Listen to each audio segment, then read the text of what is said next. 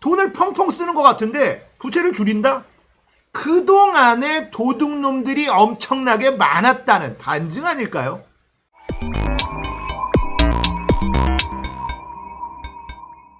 안녕하세요. 딱딱한 뉴스를 쉽고 재밌게 풀어드리는 시사건건 볼스영입니다.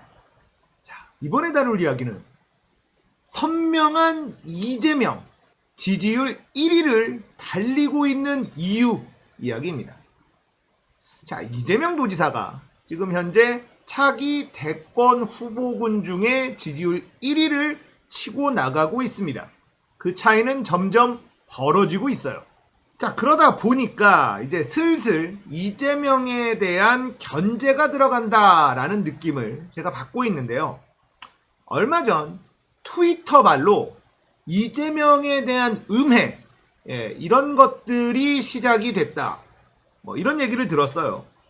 트위터 보면 이재명이 이제 재난기본소득 이거를 지급하기로 했다. 경기도에서 재난기본소득 보편 지급을 하기로 했다라는 얘기와 함께 경기도민들이 14년간 이 빚을 갚아야 된다. 이런 얘기가 계속 돌기 시작했습니다. 트위터에서부터 출발한 이야기인데 이게 커뮤니티로 막 퍼져나가기 시작을 하더라고요. 자, 상황이 이렇게 되자 이재명 도지사가 해명을 했습니다.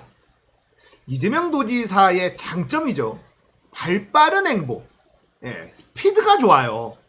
어떤 의혹이라든지 음해가 나왔을 때 바로 대응을 하면서 지지자들이나 국민들이 이해하기 편하게 이렇게 해줍니다. 자, 이재명 도지사가 이 14년 동안 경기도민들이 이 빚을 갚아야 된다. 그러니까 재난기본소득, 보편지급 이거 지금 돈 준다고 좋아할 때가 아니다. 빚내서 빚잔치하고 이재명이 생색만 내는 것이다. 나라 살림 거덜내는 꼴이다. 이런 이야기에 해명을 했습니다. 이재명 도지사가 쓴 글 보면서 또 계속 이야기를 해보도록 할게요. 지방정부 재난기본소득이 포퓰리즘? 지방정부는 증세 권한이 없습니다. 어차피 주민들이 내는 세금을 어디에 쓸 것인가 결정할 권한만 있는 것이 지방정부입니다. 여기서부터 간결하게 설명하면서 시작을 하죠. 자, 빚을 내서 재난지원금을 주는 것이기 때문에 결국 증세를 하게 될 거고 이거를 14년 동안 경기도민들이 계속 갚아야 된다. 세금 내면서 갚아야 된다. 이 논리를 간결하게 딱 두 문장으로 깨버립니다. 지방정부에는 증세 권한이 없다. 어차피 주민들이 내는 세금을 어디에 쓸 것이냐. 이 결정할 권한만 있는 것이 지방정부이다. 깔끔하죠? 이미 정해진 세금을 보도블록 교체에 쓸 것인지 도로 포장 같은 불효불급한 예산을 모아 시민들에게 지역화폐로 지급해 가계소득 지원과 소상공인 매출 지원으로 지역 경제를 살릴지는 지방정부와 주민들이 스스로 결정할 문제입니다. 지방채 발행 없이 현 예산을 조정해 주민소득을 지원한다면 주민 부담이 늘어나는 것도 아니고 다음 세대의 부담을 전가하는 것도 아닙니다. 지방채를 발행한다 해도 지방정부는 증세할 수 없기 때문에 주민 부담이 늘어나지는 않고 다만 시계열상 예산 집행 시기가 조정될 뿐입니다. 그러니까 지방채를 발행한다고 하더라도 지방정부에서는 증세할 수 있는 권한이 없어요. 그러니까 예산 집행하는 순서를 조정하는 거다. 어디에다가 돈을 먼저 쓸 것이냐 이렇게 순서를 결정하는 것뿐이지 증세를 할 수 있는 것은 아니기 때문에 주민 부담이 늘어나는 것은 불가능하다라는 설명입니다. 세금 내는 주권자의 소득과 매출 증대에 도움되는 재정 지출은 비난받아 마땅한 포퓰리즘이고 보도블록 교체나 건물 짓는 재정 지출은 옳은 지출이라고 하는 것이 정상일까요? 기득권자에게 이익되는 예산 집행이나 부정부패 소지가 있는 불효불급한 재정 지출은 정당하다고 하고 세금 내는 주민과 소상공인들에게 소득과 매출 지원으로 경제를 살리는 건 옳지 않은 포퓰리즘이라고 하는 주장은 국민을 주권자 아닌 지배 대상으로 여기는 사고의 산물입니다. 국민이 돈 맛을 알까봐 소득 지원하면 안 된다는 생각 역시 국민 주권주의와 주권자 모독입니다.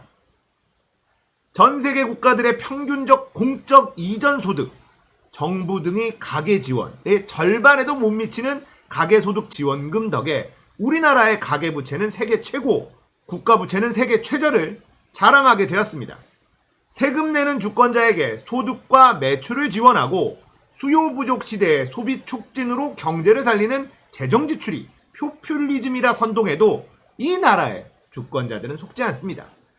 위대한 촛불혁명을 성공시킨 대한민국 주권자들은 집단지성을 통해 국민주권 부정행위를 얼마든지 가려낼 것입니다. 자, 설명이 너무나 간결하고 깔끔하죠. 하지만 이런 이야기가 언론에 잘 다뤄지지 않아요. 이런 언론 지형을 알기 때문에 이재명 도지사는 SNS를 적극적으로 활용을 합니다. 그리고 저도 이런 이야기를 여러분들에게 더 많이 알려드리려고 다루고 있는 것이고요. 자, 이렇게 적폐 세력들의 이재명에 대한 견제는 앞으로도 계속 될 겁니다. 이재명 도지사의 지지율이 계속해서 치고 올라가게 된다면 이 견제는 계속해서 이어질 수밖에 없겠죠. 딱히 대안을 제시할 만한 인물이 지금 없잖아요. 그러니까 일단은 깎아내리는 작업부터 하게 될 공산이 큽니다. 자, 이재명이 그냥 포퓰리즘 이걸로 그냥 돈을 펑펑 도민들에게 뿌리고 도의 곳간을 거덜내고 있다라고 한다면 지금 경기도의 부채 더 많아져야 되겠죠. 하지만 경기도의 부채는 줄고 있다. 이게 팩트입니다. 자, 2020년도 6월 기사이긴 합니다. 이 당시에 경기도의 부채가 6천억이 줄어들고 자산이 4천억이 올라갔다. 재정 상태가 개선되고 있다라는 기사가 있습니다. 이재명 도지사가 성남시장일 때도 성남시의 부채를 획기적으로 줄이고 성남 시민들의 삶의 질은 늘리는 이런 일을 해왔죠. 그런 공적이 있었기 때문에 경기도지사까지 할 수 있었던 것이었습니다. 경기도에 가서도 또 부채를 줄이고 자산을 늘리는 이런 일을 잘하고 계시네요. 자, 그런데 국민들의, 도민들의 피부에 와닿는 정책들은 계속해 나가고 있다는 거죠. 자, 이게 어떻게 된 일일까? 돈을 펑펑 쓰는 것 같은데 부채를 줄인다? 그동안에 도둑놈들이 엄청나게 많았다는 반증 아닐까요? 걷어들인 세금을 국민들에게 잘 돌려주는 것, 잘 쓰는 것만 잘해도 이렇게 될 수 있다라는 모범 답안을 도정을 통해서 보여주고 있는 겁니다. 자, 인터넷에 이런 글이 올라왔더라고요. 현직 공무원 생활 체험기라는 글인데 이재명은 꼭 망했으면 좋겠다. 내용이 이거예요. 이번에 인력 지원도 없다면서 토요일에도 평일처럼 일하라 하고 3일절도 족뱅이 치라 하네. 10세기가 공무원 존나 싫어하고 부려먹는 건 아는데 알면서도 빡치네. 씨바꺼. 하 조지고 싶다 진짜. 인권 타령할 때마다 죽박 날리고 싶어. 위선자 새끼. 이런 글이 있어요. 댓글을 볼까요? 자, 이게 댓글인데 아마 공무원들의 댓글인 것 같습니다. 나라 돈을 지 돈처럼 인신 쓰네요. 성남시장일 때도 공무원들 죽어나갔다는 소문이 있던데요. 대통령 되면 전국 공무원들 다 곡소리 날 듯. 공약사항이 많은데 이걸 이행하려면 결국엔 공무원들 갈아넣죠. 문제는 전담 인력이나 기관직을 넣어서 과부하 걸리는 걸 풀어줘야 하는데 인건비가 아까운 것인가. 무분별한 복지를 주장하는 분이니 당연히 공무원은 죽어나가겠죠. 공무원 입장에선 시장 경제를 중요시하는 보수 정권이 낫습니다. 이재명이 대통령 되면 공무원은 머슴될 듯. 맞아요, 공노비. 이 사람 되면은 공무원들 죽어나는 거임. 이러고 우는 소리를 하고 있네요. 자, 여러분들은 이 댓글에 공감이 되십니까? 이재명 도지사가 지금 공무원들에게 듣고 있는 소리라는 겁니다. 어떤 게 느껴지시죠? 야, 잘하고 있구나. 이런 게 느껴지지 않으시나요? 자, 공무원들의 이런 볼멘 소리가 저는 이렇게 들립니다. 야, 내가 좀 탱자 놀면서 일하려고 공무원 됐지 이렇게 빡세게 하려고 공무원 된 줄 알아? 이렇게 느껴지네요. 물론 이렇게 생각하지 않고 정말 열심히 해주는 공무원들이 훨씬 더 많다는 걸 알고 있습니다. 이재명 도지사님, 일도 좋지만 부하 걸리지 않게 외주 인력들도 좀 써가면서 경기도 공무원들의 사기가 너무 떨어지지 않도록 조금 더 신경 써주십시오.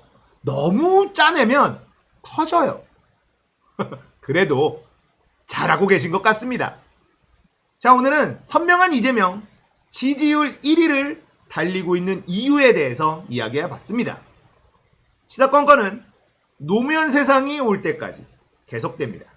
공감되셨다면 구독, 좋아요, 알림 설정 부탁드릴게요. 감사합니다.